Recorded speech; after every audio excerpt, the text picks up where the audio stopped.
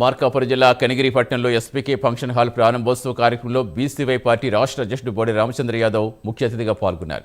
వచ్చే ఎన్నికల్లో BCY party పోటీ చేస్తుందని, బీసీవై పార్టీకి గెలిచే సీటు కనిగిరి అని రామచంద్ర యాదవ్ అన్నారు. బీసీ సంరక్షణ చట్టం అమలు చేయాలని కూటమి ప్రభుత్వాన్ని డిమాండ్ చేశారు. అమలు చేయని పక్షంలో ఉద్యమం కూడా చేపడతామని హెచ్చరించారు. మార్కాపురం జిల్లాకు కాటంరాజ్ జిల్లాగా పేరు మార్చాలని రామచంద్ర యాదవ్ డిమాండ్ చేశారు.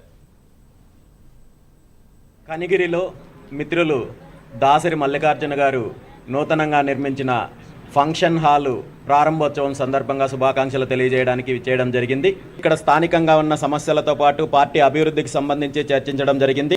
ఈరోజు మనం చూస్తున్నాము, ఇంకా పూర్తిగా ఎండాకాలం మొదలవ్వక ముందే కనిగిరి నియోజకవర్గంలో ముఖ్యంగా తాగునీటి సమస్య చాలా క్లిష్టంగా ఉంది.